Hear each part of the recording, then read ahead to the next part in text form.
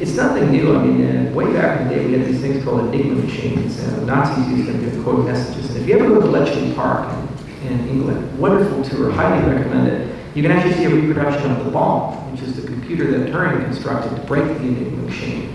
So cryptography is generally a game of cat and mouse. So what you do is you construct models against an adversary, given certain assumptions, like the hardness of a problem, or that the adversary has certain capabilities but doesn't have other capabilities. And as long as those assumptions hold, then you have a reasonably high assurance that your system is somewhat secure. Then what happens is some invention occurs that allows you to break those assumptions. Certainly hard problems aren't so hard anymore, or suddenly the adversary gains more capabilities than you thought the adversary had, and now that model goes away. So there's nothing new, and we go through these cycles all the time. So quantum computers are pretty scary because we have something called Shor's algorithm from Peter Shor, an applied mathematician out of MIT. And in the 90s, I believe 1997, he came up with this idea that you use quantum computers to make certain hard problems, like the discrete log problem or integer factorization, suddenly easy. And if you can make those things easy with this computational model, it means that you can break them in human lifespans instead of more than all the particles in the universe. So what does that effectively mean? It means that the crypto we use today needs to change. Now, we do have crypto, it's called post-quantum cryptography, which is resistant to quantum computers. Hash-based crypto like XMSS or Sphinx.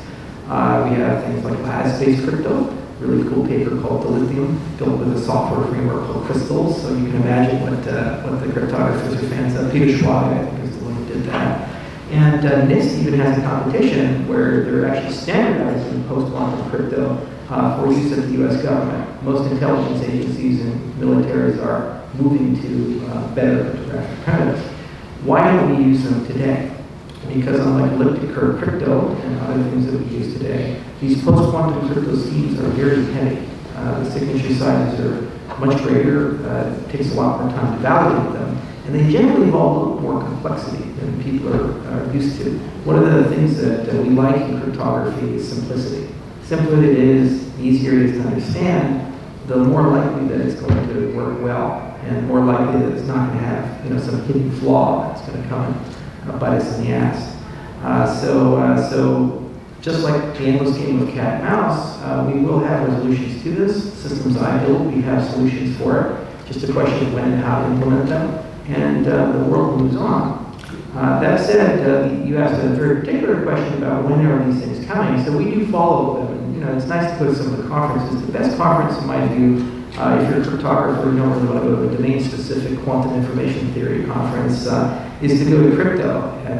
It's always held at Santa Barbara. And the reason being is that usually the Google crypto quantum computing guys will actually come and do some form of a presentation. So you kind of get a year-by-year statefulness of what the latest and greatest is Google is working on. And, they have a great team there, and they're right now working on error correction codes, and they've made some great progress.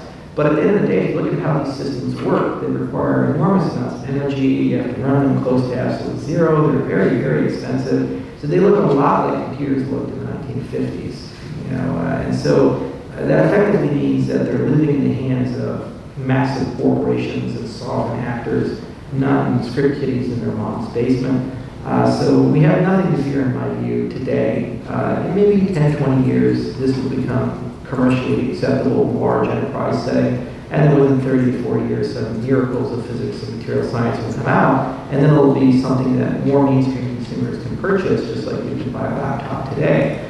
And at that point, crypto moves on, and we already have good algorithms, and this is an area that people write very good papers in. So I'm not super worried about it. Great. So you already mentioned the DAO incident, but you actually called it a hack. So was it a hack, or is the code low? Because I also know that you support the Ethereum Classic. Yeah, that's a nuance. So the problem is when you raise money, you have unclear terms and conditions. And by the way, this is why regulators have you write a prospectus. We didn't exactly do that with Ethereum. So when you raise money, there's a state of mind of your investors, your purchasers, a commercial expectation. Like if I have a Kickstarter project and I say, I'm going to deliver this amazing video game that has all these cool capabilities, and then I end up shipping you a rubber duck, you would be like, I've been defrauded, right? Because there's a drift between the commercial expectation of the consumer and the delivery of the merchant. And with Ethereum, there were really a bifurcated group. There were two very distinct sets of purchasers of Ether. One believed in this concept of a world computer. So they said it would be super cool to have infrastructure that in some way competes with Amazon and Microsoft and is not controlled by one actor or one company or even a collection of companies. It's inherently decentralized, like Bitcoin is decentralized. Another group said, we love Bitcoin, we love the ethos of Bitcoin, but we just wanted to do more. So we want more scripting with it, but we want code as law, we want immutability, we want to endure the hard winters when they come, because it'll give us the moral courage to enjoy the nice summers. And both of them are right, because it was never clear in the fundraising which side is explicitly there. Marketing material existed on both sides. So my argument was that the Ethereum Foundation needed to provide both options. When the fork occurred, they needed to maintain a legacy chain that preserved the code as law viewpoint and allow that to exist at the same time as the main chain. Now, the Dolly disagreed with me. And that's okay, because there were people who disagree, but I kind of helped design that, so I felt a moral obligation to make sure that the second option existed. So I opened up my wallet and spent $1.5 million of my own money, hired a bunch of developers, and spent a few years and got Ethereum Classic ready to go along with a lot of other people's help. And now both options exist in parallel. And if or social contract A, you're happy. If you're social contract B, you're happy. Huzzah! But you do bring up a more abstract and interesting point, which is what happens when the code disagrees with the intent? So the most important thing in smart contracts is not the smart contract programming language, but rather, in my view, the process that we follow as we write the contract of deriving the intent. All engineering suffers from this. You know, if you're an architect and someone comes to you and says, I want a new beautiful bedroom, and I want a new beautiful office with these bookshelves and this wood, and they have this picture in their brain of what you want, or what they want, and then you draw some stuff, and you go and build it, and then they take the blindfold off and see the office and say, my God, what have you done? This is terrible, right? So there's a drift between what they wanted and what you delivered. So we do things like, you know, if you're an architect, lots of drawings and, you know, digital models and pictures and these things, and you make sure, really sure that before you do a single thing on the construction site, the client is happy. Software works this way, the law works this way, and so forth, or at least you aspire for it to work this way. So it's very important that smart contracts, before they're implemented, be properly modeled, so the commercial intent behind that is captured. If anything, so that you post-incident can sort out what people really meant and litigate these things properly, especially if these contracts actually have legal standing in jurisdictions, as they're increasingly starting to have. So we do think a bit about contract modeling languages and the contract modeling process. It's one of our areas of research. And frankly, it's actually an area of research in computer science for over 40 years. It's called formal methods, where you basically say, I have all this sciencey stuff, and I'm going to write down exactly what I actually want in a very precise way that a machine can actually understand. Then I get this whole magic family of tools, model checking and property-based testing and by simulation, that allow me to prove that the code matches my commercial intent. It actually brings another tool for regulators, because what they can do is actually force smart contract authors to verify that the code that they've implemented adheres to a certain standard. For example, if the regulator says you must do X, Y, and Z, it is possible to generate a mathematical proof that the code has adherence to this standard X, Y, and Z if X, Y, and Z are written down in a very precise way. And you can kind of share these things, and you can then treat smart contracts as kind of like living entities, and you can examine them and know real time what jurisdictions they're in compliance with and which ones they're not in compliance with, instead of having to get to the meat and potatoes in particular. So it's a great topic, and certainly a lot of good papers to write. You warm my heart, because as a lawyer, so I actually participated in some of the webinars when the DAO was being introduced. And one of the things they said was, oh, we haven't consulted any lawyers on this. And I thought, oh my God. So when people ask me whether I invested, I said, no, I don't think so. But because as lawyers, contract law 101, intent of the parties, right? And so this is something that we struggle with. The other thing was immutability, because we know stuff happens. So how I explain it to my computer science friends is we draft these contracts, but we know that we can't address every single contingency. That's why we have dispute resolution clauses. Right, and also in terms of the intent of the party, how we reflect that, that's where we have the concept of ancillary documents that actually reflect some of that intent and the like. So how, and as I understand with smart contracts, you've also got the concept of, so there's one is intent, and the other one is, does the code actually do what it said it would do? And linked to that is, I guess, virtual machines. Right, so what's your thinking on how, so you said mathematically some of that may be verifiable. One of the areas that we've been looking at, in fact, I was just sharing with you, we're organizing a smart legal contract challenge in a couple of weeks' time. And so the term legal engineers is now coming up. So can we teach lawyers how to code, or should they learn math and the like? So in your ideal world, this is the billable hours. There you go. Right. Well, these days in terms of legal innovation, the models are going more from service to product, how we productize, right? So taking a step back, is it more a matter of trying to get engineers to learn about the legal process and legal thinking, or is it more or is it about lawyers trying to learn more about the computational elements and the mathematical elements? And how can we, as a law school and working together with our computer science friends, work towards developing this area? The greatest realization, to use an analogy of allopathic medicine, was the realization that one man is not an island. We had this idea of the heroic country doctor who delivers the babies, does the surgery, knows when you have cancer and fixes all your problems. But the reality is, in a complex system, you're going to have specialization, and you're going to have teams of people that take care of the patient.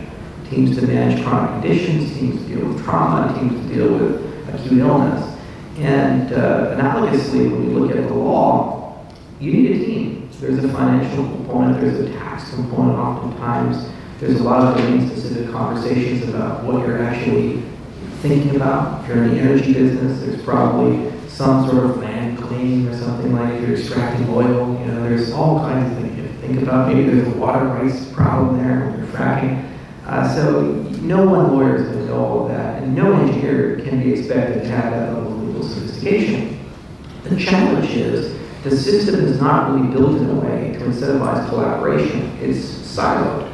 So instead of saying, I have a legal team to think around capturing commercial intent and actually deciding how we're going to design this contract, build it, and then what environment it needs to run in, you have usually one group of people that say, well, we'll figure it out with billable hours.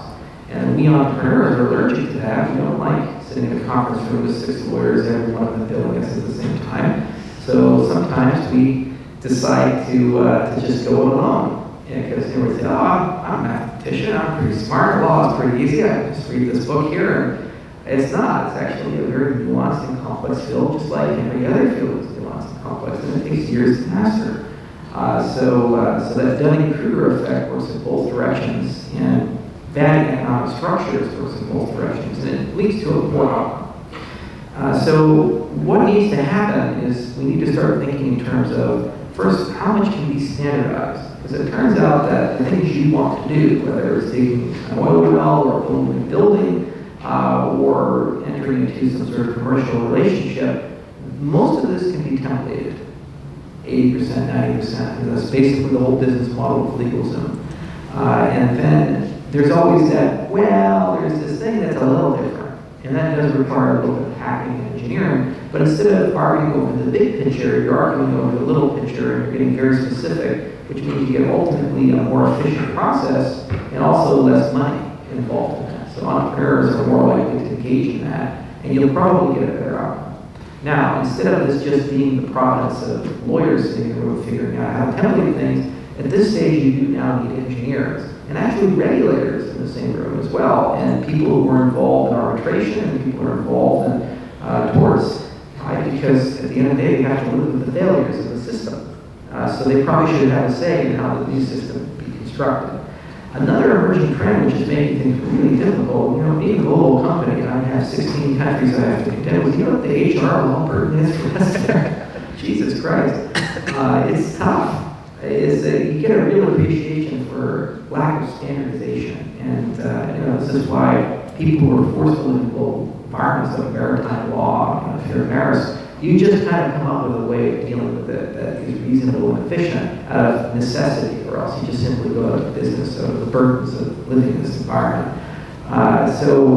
Where and when you can standardize is super important, especially when dealing with the global economy. And then you brought up a question of immutability. One of the problems with smart contracts is the naive way of implementing them means that they can't be changed after they've been deployed, which is insane. It's probably a much better idea to say that there's some sort of component within the contract that allows you to upgrade the contract where and when you discover there's some sort of flaw or issue or a change in the commercial relationship with consent of the parties. Now, why didn't Slockett put this into the DAO? Well, because the DAO contract wasn't about being the best decentralized venture capital firm.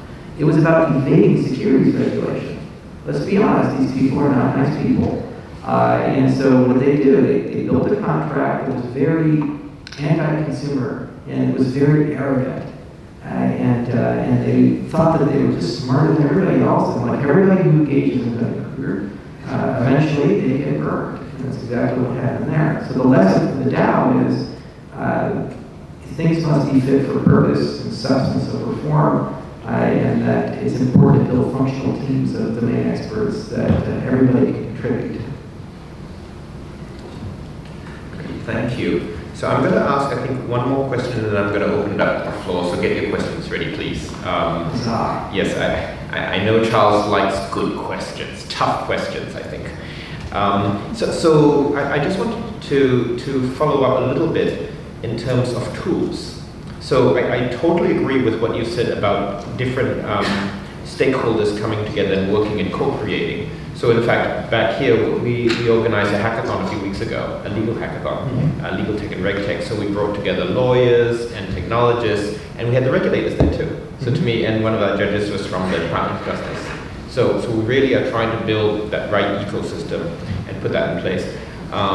But as we try to onboard, shall we say, those that are not technologically trained, some of the tools might be in relation to ease of use and onboard in terms of learning about smart contracts. So I think recently you've announced Plutus and Marlowe. So I think these seem to be along that track, and we're working with some other initiatives as well. I'm glad you found that was for you. That's a Hong Kong U pin, which he's wearing proudly. So I was wondering whether you could speak to the use of some of these tools that can actually help non-technical people. So for example, we've got a no-code kind of stream for our challenge and a coding stream. Can you speak a little bit about how perhaps we can better onboard non-technologists as well? Yeah, so one of the biggest mistakes I think that our space is trying to make is embracing accessibility at the expense of sanity. I've never been in a space where people say, let's go back to medicine as an analogy. No one says, boy, how do we make it easier to be a surgeon and more accessible to be a neurosurgeon? How do we make neurosurgery easy for the general public to get involved with it? How many people here would have their brain operated on someone who just read a textbook or took a Unity class or a Coursera class?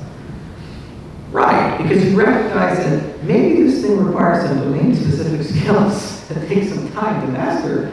So similarly, if you look at cryptography, if you look at developing contracts, if you look at implementing mission-critical code that if it fails, people die, like maybe the Boeing 737 MAX, or if you get hacked and lose hundreds of millions of dollars, maybe, just maybe, we should put a slightly higher burden upon the engineer to do things right.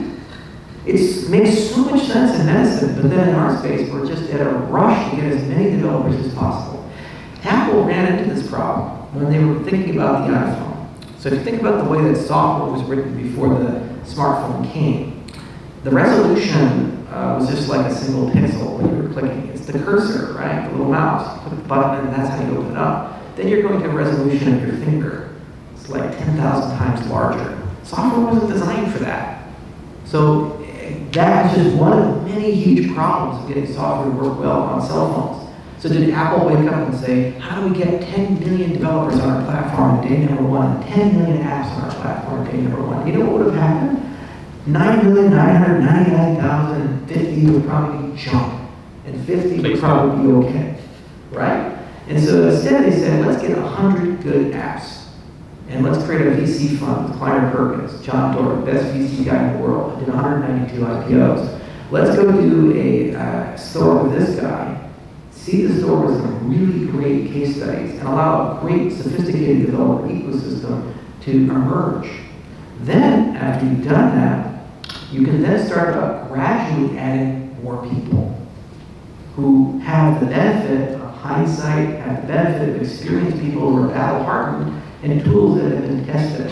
So I think that the first generation of smart contracts really do need to belong to people who are very sophisticated, because they're first going to be interacting with very sophisticated people. Let me get this straight. You're an engineer, or you claim to be, and you can only write JavaScript, but then you're supposed to go and talk about a medical database system and then guarantee that your privacy is going to be preserved. Or you're working on an IoT venture connected to energy production, and if you get it wrong, all of New York City has a blackout. And we're supposed to trust you to be able to extract very specific requirements, work with very exotic systems, maybe you can write assembly code, but then we have to make it super duper easy for you to write a smart contract. It's nuts. It's just an unrealistic expectation for the purpose of trying to create vanity metrics. Look at how many apps we have. Look at how many developers we brought into our ecosystem. At this point, can you credibly look at Ethereum and say, they have solved some problem that no one else has solved before? Maybe you can argue they created the world's greatest Rube Goldberg machine for ICOs, and it's an investment bank in the sky. But you can't really look at Ethereum right now and say they've achieved what was the marketing material. They say, well, we're going to replace Uber and make it decentralized. What's the first thing the ride-sharing people did when they started writing code? Oh shit, this platform is 1,000 times more expensive and 1,000 times slower than it needs to be to solve this problem. So let's centralize it. So they took the smart contract logic, ripped it out, put it off-chain onto servers they own and control. Is that Ethereum? If you're running most of it on Amazon? What are you actually doing here? You see? So, and then the tooling, it's very primitive, and it's not in good form. And really, the only people that can safely use it are experts. So even though it was modeled after JavaScript, all you've really done is just you created a system just like what JavaScript did, which is really good bugs. There was a great paper out of Singapore that Lloyd Liu wrote that showed it was Oriente. It was a formal verification toolkit, and they showed that more than half all the contracts deployed on Ethereum had critical bugs in them. I think more than 20% were subject to flaws similar to as bad as the DAO bug, reentrancy issues. So that tells you that you really need to be super careful with how you handle off-chain code interaction and what you handle on the chain, and also how you build your first set of developers. Now, eventually you need to open the system up. And how you do that is you first try to take the really hard stuff and make that libraries, and make that an SDK, and things that I can call. We did this with cryptography. Nobody in the right mind will go and implement an elliptic curve or implement a symmetric cipher unless they're really good at what they do. They just get a library like Crypto++, which has been written by domain experts, used for decades, and battle-hardened, well-tested, and has very rarely has flaws. Every now and then you get a heart leak, but it's much better than trying to do it yourself. So you push the most complicated, difficult parts of the system to the most experienced developers. And then over time, 3 years, 5 years, 10 years, you're able to then bring a broader and broader and broader class of people into eventually training non-technical people to start writing things in a way that technical people can interface with. We see this with game development all the time. Bethesda is a very famous game studio. They created the Elder Scrolls series. Now, one of the things they're famous for is they teach all of their writers how to script in a scripting language that they use for their games. So it's not just good enough to write dialogue and write storylines and then hand them to an engineer. They actually have the writers themselves do a little bit of programming because they built the framework in a way that it was actually easy to teach an English major how to use this domain-specific scripting language. And similarly, that's how I imagine the long-term interaction working, is that the lawyer can use something like Marlowe or other DSLs that are sufficiently simple and create kind of an abstract schema and say, this is exactly or roughly what we're looking for. And then what that serves as is a foundation for a conversation with the engineers. And they instantly have a much more specific idea of what you're saying, and the probability of misimplementation is considerably lower. Just like architects went from drawing things in hand to learning how to use CAD, for example, and other complex tools. It was certainly a learning curve, but the output of that was much more accuracy, much more efficiency for their job, and ultimately better products for everybody. Thanks so much. Sorry.